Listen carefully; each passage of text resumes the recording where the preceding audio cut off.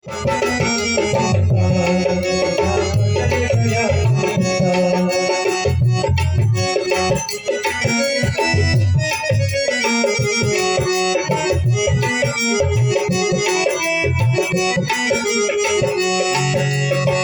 ने बदला, सूरज ने बदला, ना बदला आसमां।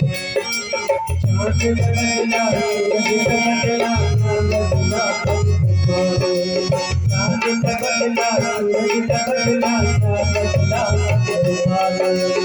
चांद ने बदला, सूरज ने बदला, ना बदला चांद ने बदला, सूरज ने बदला, ना बदला आसमां, ना बदल गया इंसान।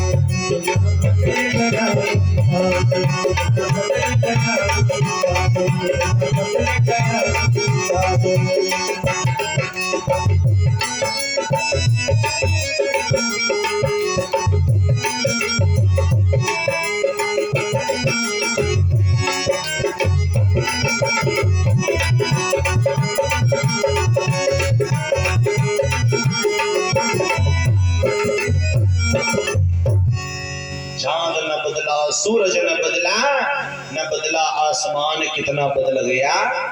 बोलो गुरुदेव भगवान की। अरे भैया जमाना तो हम तब बदला समझते जब सूर्य नारायण पूरब की जाए पश्चिम से उदय होते और पूरब में जाकर के अस्त होते तो कहते हाँ भाई जमाना बदल गया। लेकिन सब तो वही है, आकाश चंद्रमा तारे सूर्य सब वही है। जमाना कहाँ बदला है भैया? इसलिए जमाना नहीं, संयम नियम बदला है, इंसान का खान पान बदला है, रहन सहन बदला है, पहनावा बदला है, नजरिया बदला है, बाकी सब जमाना तो वही है।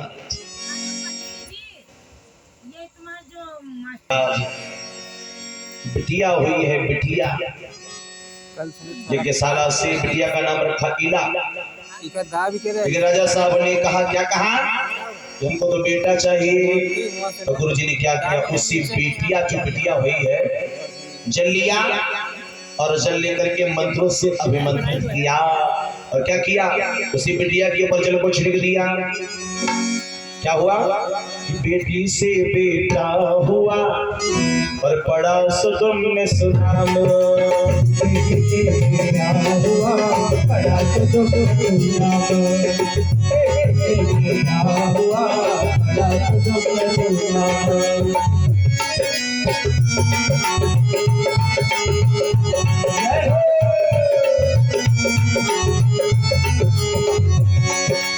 बेटी से बेटा हुआ, बेटा हुआ, बेटा हुआ, बड़ा सुगम सुना, बड़ा सुगम सुना। और बगल को भ्रमित हुआ देखकर सब धन्यवाद।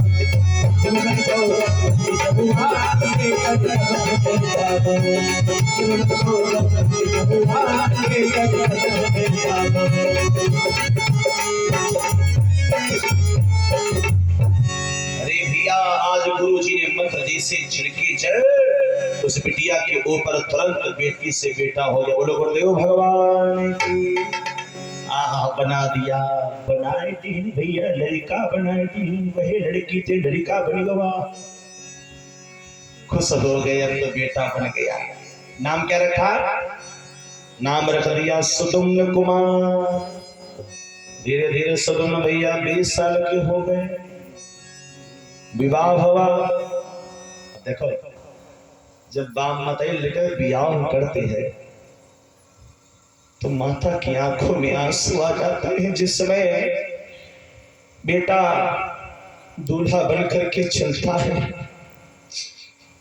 तो माता की आंखों में आंसू आ जाते हैं कि एक दिन समय वो था जो बेटा मेरे गोदी में खेलता था।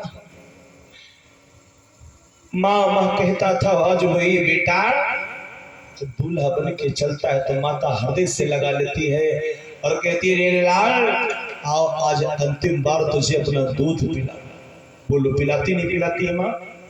पिलाती नहीं, वो क्रिया करती है दूध पिलाने कि अंतिम बार पिला लो। क्यों? क्योंकि आज से मेरा बेटा बड़ा हो रहा है, शादी करने जा रहा है। वैसे शादी तो तभी तुझे इंसान बड़ा होता है।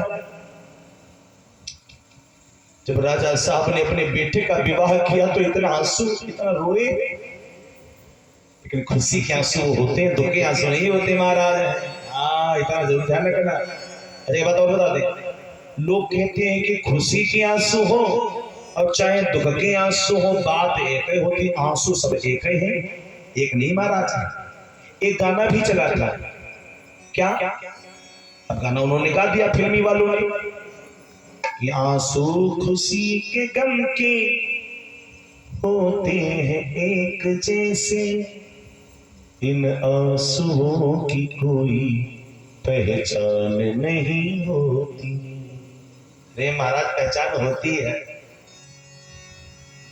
पहचान होती है। क्या पहचान होती है?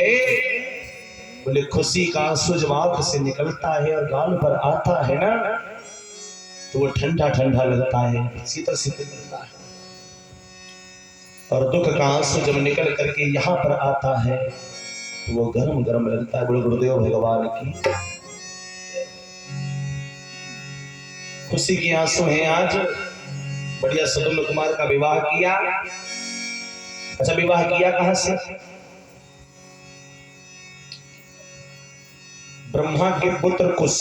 ऐसे सुनना, ब्रह्मा के पुत्र कुश, उसके पुत्र कुशनाभि, कुशनाभि के पुत्र गाधि, गाधि के पुत्र विश्वामित्र, विश्वामित्र के पुत्र गालव ऋषि, और गालव ऋषि के पुत्र महात्मा ऋषि, जिनकी बिटिया थी ऋचिका। उसी के साथ सुदुम्न कुमार का विवाह संपन्न हुआ। बोलो गौरी शंकर बाबा की जय। हो गया विवाह। अब बहुरिया घर में आ गई। राजा ने तो जंगल को चले गए।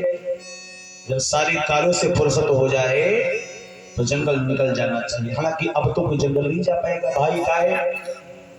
कहा था जब भैया का ब्याह होगा तो अब मन में आ गया पोता हो जाए। क्या हो जाए? पोता। अरे इसलिए जंगल कोई नहीं आता, लेकिन घर में एकांत बना लो और एकांत में ही बैठ करके भगवान का भजन करो। यही किया करो। राजा रानी तो जंगल को चले गए। अब घर में सुदुम्न है और उनकी रानी है ऋचिका। एक दिन की बात, सुदुम्न ने अपनी रानी से कहा, देवी हमारा मन कर रहा है कि हम शिकार खेलावे। तो रानी ने कहा, महाराज तो अकेले न जाना। ना ना ना ना, क्या करो? बोले सेना साथ में ले लो। अब जाना तो सेना को लिया और जंगल को शिकार खेलने जा रहे हैं। अच्छा, नर सेना रे बन